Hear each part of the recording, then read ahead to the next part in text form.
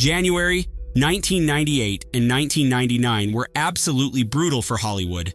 13 films, over $450 million spent, and somewhere between $400 and $500 million in total losses. I've got Denzel Washington here, Morgan Freeman, Ben Affleck, Sharon Stone, directed by Sidney Lumet. These weren't cheap garbage movies made by nobodies.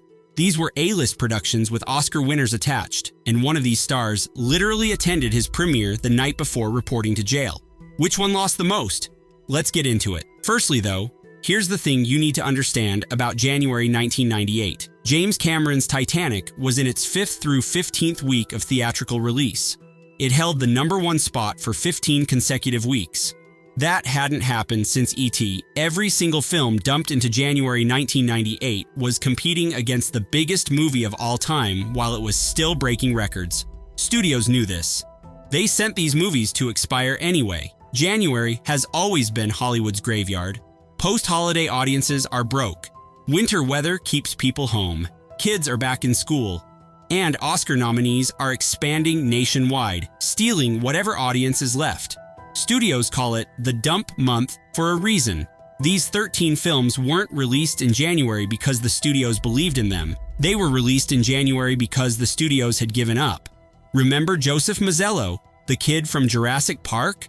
The one who hid from velociraptors in a kitchen? Well, someone at Trimark Pictures thought he could carry a movie about a bullied kid who discovers an alien battlesuit. They spent $12 million on it. Star Kid made around $7 million back. Here's where it gets weird though. This film was actually shot in late 1995 under the title The Warrior of Waverly Street. It sat on a shelf for over 2 years before anyone bothered to release it. You'd think a movie starring a recognizable child actor from the biggest blockbuster of the decade would get some attention. It didn't. Roger Ebert actually gave it 3 out of 4 stars, called it sweet with sly wit. But Siskel disagreed, and audiences didn't care either way. The director, Manny Cotto, never made another theatrical feature. But here's the twist. He became one of television's most prolific showrunners, revitalized Star Trek Enterprise, produced 24, and Dexter, worked on American Horror Story. He passed in 2023. Star Kid was just a speed bump on the way to a legitimately impressive career. Fox had a plan. Take Howie Long, Raiders legend, Emmy-winning NFL analyst, give him an action vehicle, and create the next big star. They signed him to a 3-picture deal. They bought a script that had originally been offered to Sylvester Stallone for $20 million. They hired Dean Semler, the Oscar-winning cinematographer of Dances with Wolves, to direct. Firestorm cost $19 million to make. It grossed $8.2 million. The production problems started early. The script came from turnaround after Savoy Pictures went bankrupt. Fox slashed the budget from $30 million down to $19. The film was shot in 1996 and sat unreleased for over a year. January 1998 was where they finally sent it to pass away quietly. Variety said Long speaks his lines with foursquare conviction, but lacks sufficient camera presence. That's critics speak for he can't act. The consensus was brutal. Firestorm failed to ignite anything. There was no second picture. There was no third picture. Semler never directed another theatrical film.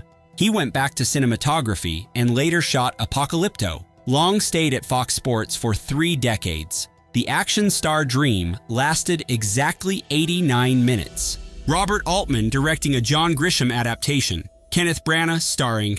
Robert Downey Jr. in a supporting role. Daryl Hannah. Robert Duvall. Polly Graham spent $25 million on this thing. The Gingerbread Man made $1.6 million. That's the worst gross of all 13 films we're covering today. But the numbers don't tell you what actually happened here. Polly Graham brought in an outside editor to recut the film without telling Altman. They claimed his version lacked tension. Altman threatened to use the Alan Smithy pseudonym. That's the Directors Guild signal for, I'm disowning this.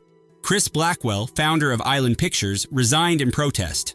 Polygram then shut down Island Pictures entirely. Here's the kicker. Polygram's test cut actually scored worse than Altman's version, so they released his cut anyway. But a vindictive executive literally ordered the film buried.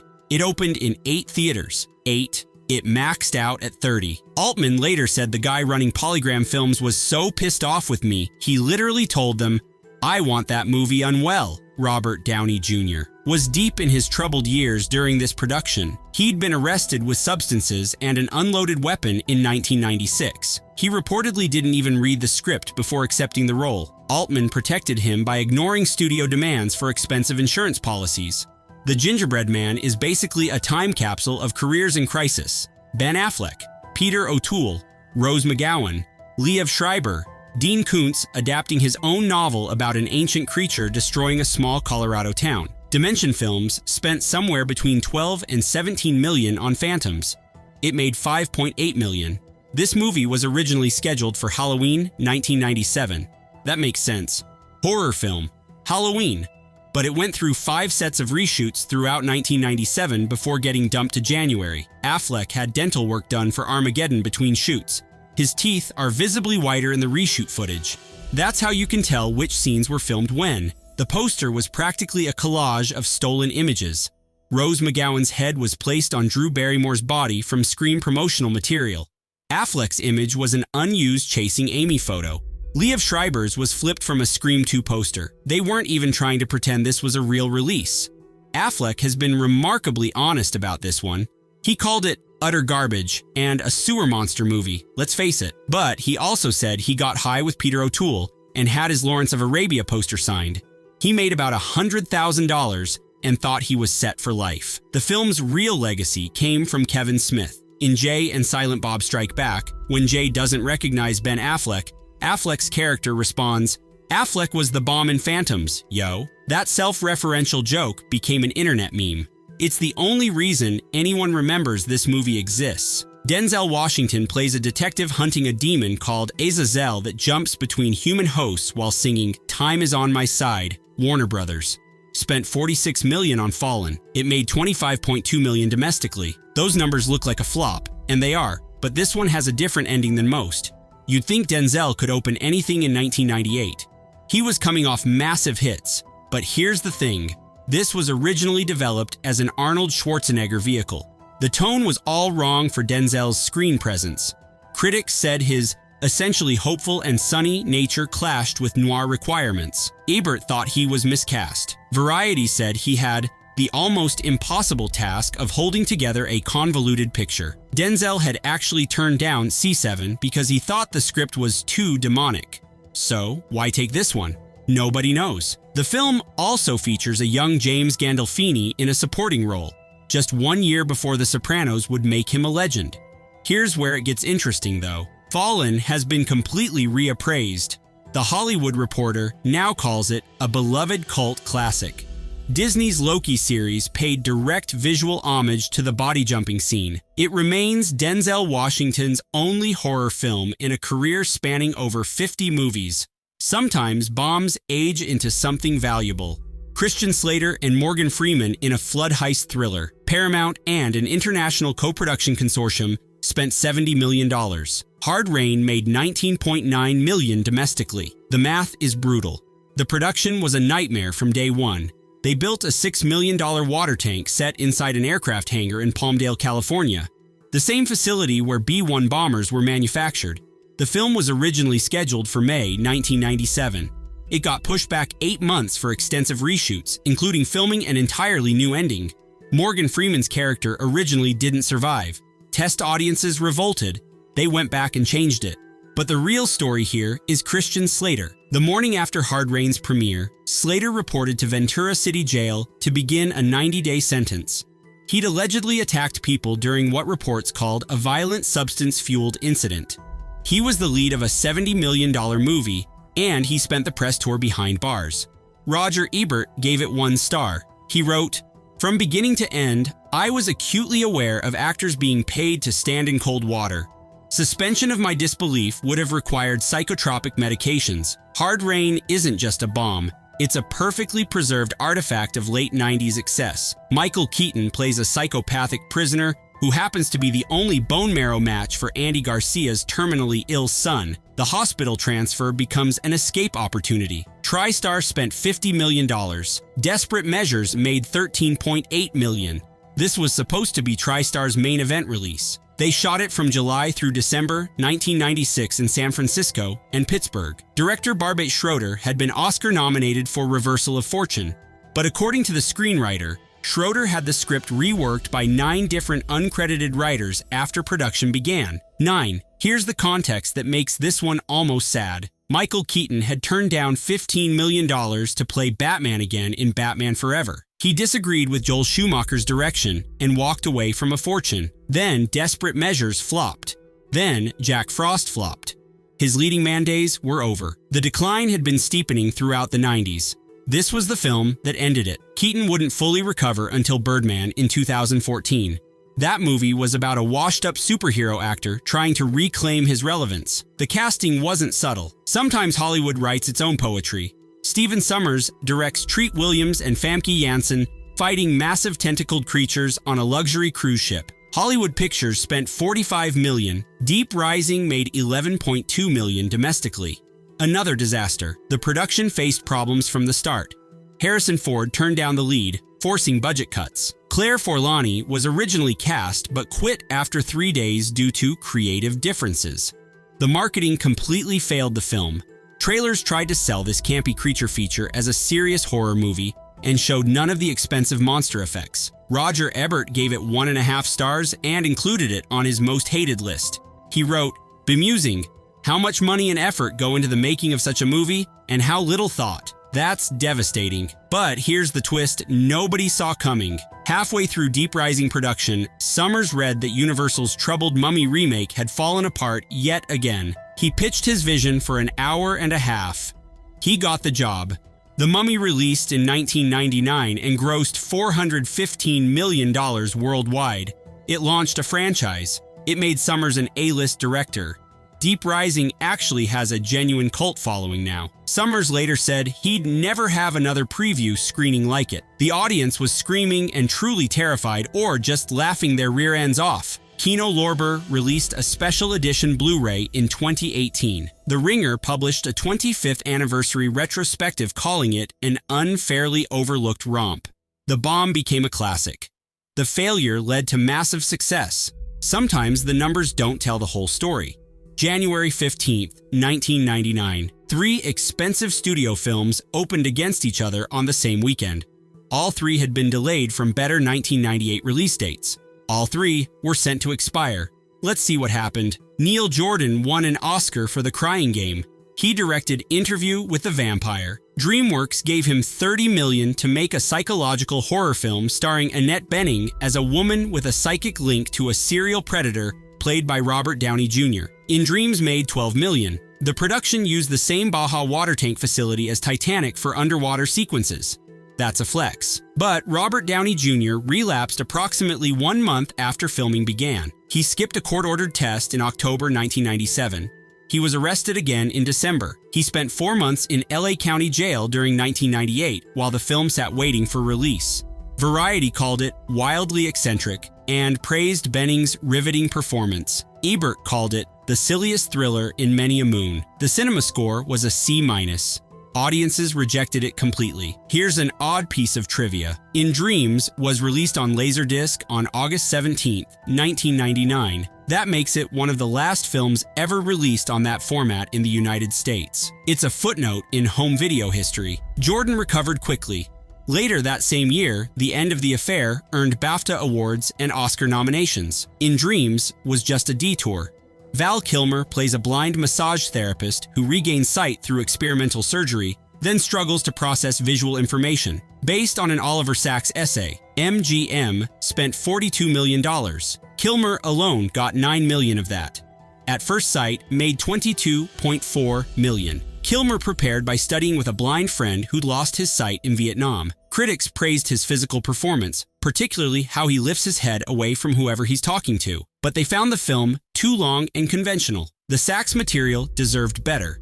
This film effectively ended Val Kilmer's A-list status. Combined with Red Planet the following year, his studio-leading man days were finished. His 90s peak with Top Gun, The Doors, Tombstone, Heat, and Batman Forever never returned. Director John Frankenheimer worked with Kilmer on Island of Dr. Moreau and later declared, I don't like Val Kilmer, I don't like his work ethic, and I don't want to be associated with him ever again. That's not exactly a ringing endorsement. Look at this cast. Sean Connery, Gina Rowlands, Angelina Jolie, Ryan Philippe, Gillian Anderson, Dennis Quaid, Ellen Burstyn, Jon Stewart, all in one movie. Miramax spent somewhere between 14 and 20 million. Playing by Heart made 4 million. The only way director Willard Carroll got this ensemble was by convincing everyone to work for $50,000 each. Connery agreed to set the example of democratic filmmaking. Everyone followed.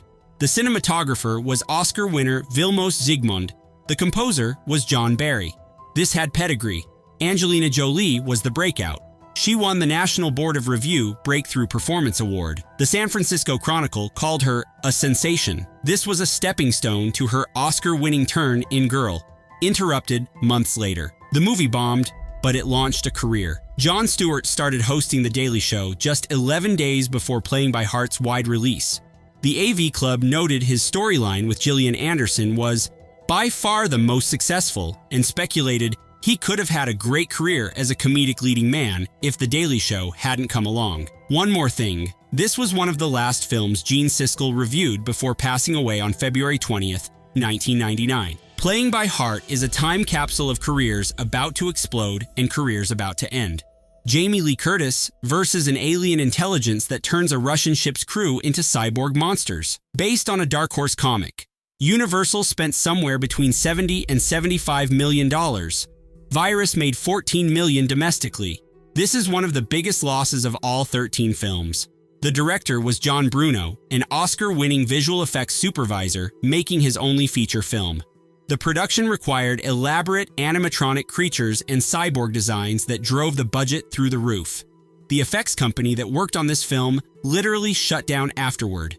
Originally scheduled for August 1998 as a summer blockbuster, Universal first delayed it to avoid competing with Halloween H20, which also starred Curtis. Then they dumped it to January. They refused to screen it for critics. That's always the red flag. Jamie Lee Curtis has been devastating about this movie. She called it a piece of crap movie and the all-time piece of crap. She said on the commentary that she tried to get director John Bruno fired. Her most specific complaint: there's a scene where I'm running away from this alien and I actually hide under the stairs. This thing can open walls of steel and I'm hiding under stairs. When the star thinks the movie is garbage, it's garbage.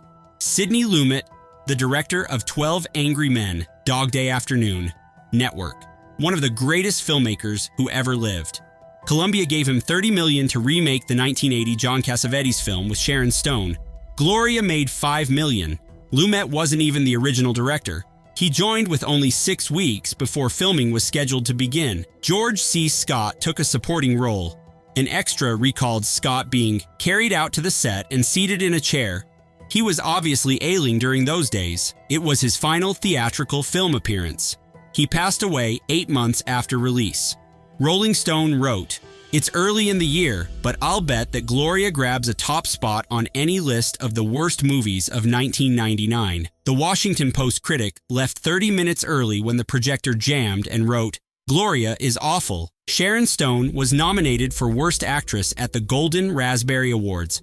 Sidney Lumet didn't make another theatrical feature for 7 years after this. 7 years. He returned with Find Me Guilty and the acclaimed Before the Devil Knows You're Dead before passing in 2011. Gloria nearly ended his career. Here's the final irony. Gloria opened the exact same day as Playing by Heart. Playing by Heart starred Gina Rowlands, the woman who earned an Oscar nomination playing Gloria in the original 1980 version. Hollywood is a small, cruel town. 13 films. Over $450 million in production costs. Somewhere between $400 and $500 million in losses when you factor in marketing. These weren't cheap exploitation pictures made by amateurs. These were Denzel Washington and Morgan Freeman and Ben Affleck and Sharon Stone, Oscar-winning directors, major studio backing. All of it sacrificed to the coldest month of the year. Some survived. Affleck won his Oscar for Good Will Hunting the same year Phantoms bombed. Morgan Freeman was untouchable. Robert Downey Jr. got clean in 2003 and became Iron Man by 2008. Angelina Jolie won her Oscar months after Playing by Heart disappeared. Some didn't. Christian Slater never headlined another hit. Val Kilmer's A-list status ended here. Michael Keaton considered retirement before Birdman saved him 16 years later. January 1998 and 1999 proved something the industry already knew but kept ignoring. You can spend all the money in the world. You can hire legends. You can attach Oscar winners to your project. None of it matters if the studio has already decided your movie doesn't deserve to live. These films weren't released in January because the market made sense. They were released in January because someone in a boardroom had already written them off. $400 million. Gone. Just like that.